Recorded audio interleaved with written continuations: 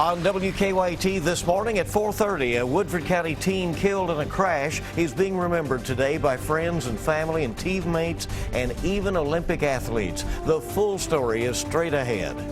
Newly filed court documents give us more details into what led Lexington police to put an officer on suspension. We'll have a full report next.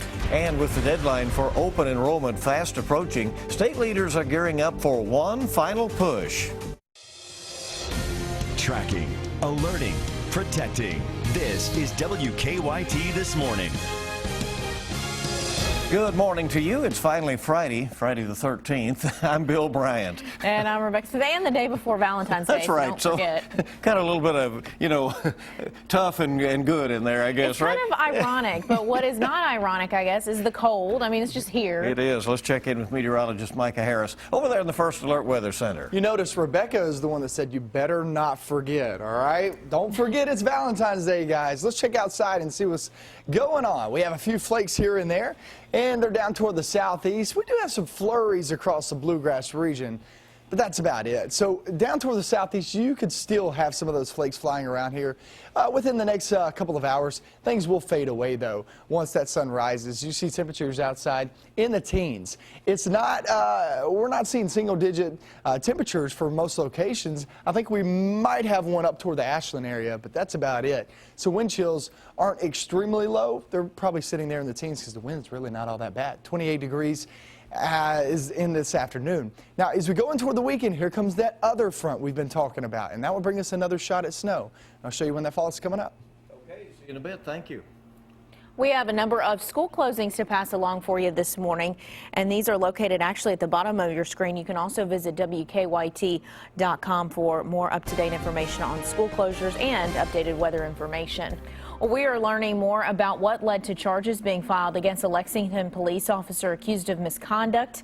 Court documents claim he shoved a restrained suspect repeatedly during an arrest. Lexington police suspended Officer James Norris while the investigation continues. WKYT asked for the court documents nearly a week ago, but they were not filed until yesterday. WKYT's Jordan Valines has the details on what is in those documents. On Thursday in Fayette County District Court, these documents were filed showing new details that are now released about what led up to the suspension of a Lexington police officer last month. Harassment and official misconduct, two charges that Lexington police officer James Norris now faces after an incident last month when he was allegedly physically forceful with a prisoner while on Richmond Road making an arrest. According to the criminal complaint summons, Lieutenant Brad Ingram, a witness, said that on January 13th, Officer Norris shoved the victim several times against the back wall of the patrol wagon. Documents state that the arrest suspect, who has not been identified, was restrained inside the back of the patrol wagon at the time. The complaint states that Officer Norris was acting in an official capacity when he violated the harassment physical contact statute by forcefully shoving the prisoner. Norris has since been stripped of all police responsibilities and put on paid leave until his case goes through the courts. Officer James Norris is expected to appear in court on March 6th. In Lexington, Jordan Valines, WKYT.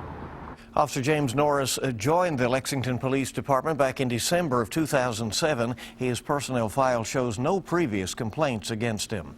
A state senator who has been charged with DUI has pleaded not guilty. Senator Brandon Smith was arrested in Frankfort on the opening day of the legislative session. During his arraignment Thursday, a Franklin County judge took away Senator Smith's driver's license for now. The judge said it was because he refused to take a breathalyzer test after his arrest. But Senator Smith's attorney said his client did not refuse and instead was trying to contact an attorney at the time. He was attempting to find a lawyer to talk to, but it's a strange statute because it says you've got 10 minutes and no more than 15 to find that lawyer or you've refused the test. And that's what happened to him. The judge told Senator Smith that he would not get his license back until the case is resolved. The case is scheduled to go to trial in April. A Madison County mother is defending the man police say punished her children with an electric cattle prod. Richmond police charged 54-year-old Silas Powell with criminal abuse. Police say a school resource officer told them about this. Carol Powell told us she's been dating him for a year and is engaged.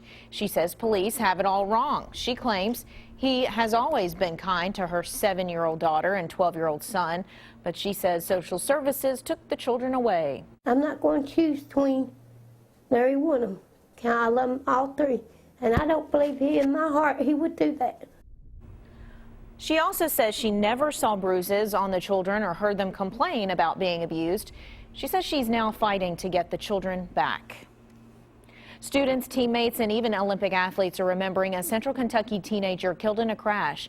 Investigators say 18-year-old Maddie Jackson of Woodford County died Monday along Versailles Road in Lexington. Since the crash, people continue to pay tribute to the swimmer. 11-time Olympic medalist Ryan Lochte took this photo in Charlotte, where a lot of Olympic swimmers train. Lochte is holding a sign that says, "Stay strong, Bluegrass Marlins. Love Maddie." The Woodford County Regional Championship swim meet is today. Students are going to wear red to honor Jackson. The state is making one final enrollment push for the Connect program this weekend. Open enrollment ends Saturday. Governor Beshear and the Kentucky Exchange Director are reminding citizens to get signed up. They'll be at the Connect store at Fayette Mall this morning. The governor is set to make a statement then about the end of the enrollment period. A new study says Governor Beshear's decision to expand Kentucky's Medicaid program will cost more than $1 billion in the next 6 years. The study says new health care spending for that expansion that it is creating will actually generate more than enough savings to cover the cost. Governor Beshear said the Affordable Care Act is leading to more jobs and more health care coverage in Kentucky. A potential presidential candidate for 2016 made a stop in Boyle County last night. Dr. Ben Carson gave a speech during an event in Danville. Among those in the audience, a Kentucky family whose son survived a dangerous disorder thanks to surgery by Dr. Carson. WKYT's Garrett Weimer has the story. 9-year-old Philip Wysong had a rare brain disease that caused him to have seizures, as many as 12 an hour. The only option, surgery to remove the right side of his brain. That was 20 years ago. And when he came out of surgery, we didn't know if he'd be able to talk or walk or anything like that. Now Philip is grown and he's earned his MBA. Alongside his family, he filled a special seat, survivor, when Dr. Ben Carson spoke at the Norton Center for the Arts. Well, he's a really genuine person and puts everything just on the line exactly how it is. It tells me that he has a real caring personality, and you can see it in those folks' faces that, you know, he's taken the time with his education and his abilities to really make a difference in someone's life. Now, does that translate well into the political world? Maybe it does. Let's hope it does. A special night for this family, seeing their former doctor, probably the #1 neurosurgeon in the world, and he saved my son's life. in a different light. I'm just so thankful for him and what he did for us.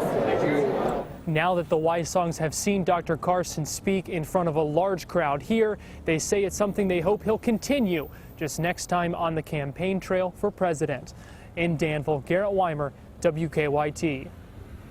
Well, Philip Wysong says this summer he hopes to complete his CPA exam and find a job with an accounting firm. Well, a bill that would toughen penalties for repeat DUI offenders in Kentucky is moving forward. The state Senate approved Senate Bill 34. Now it's headed on to the House. The bill calls for drivers convicted of DUI in Kentucky to have it on their record for 10 years instead of 5. Anyone convicted of multiple DUI offenses in a 10-year span could also face more time in jail.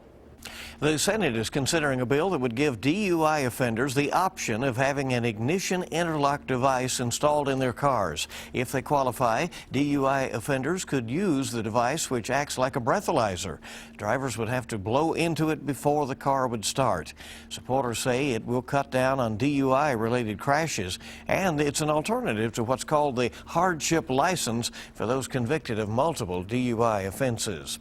If you thought you'd heard a lot about cars car recalls over the last year. There's good reason for that. Automakers issued a record number of recalls in 2014. The National Highway Traffic Safety Administration says there were more than 800 recalls last year, affecting a record 64 million vehicles.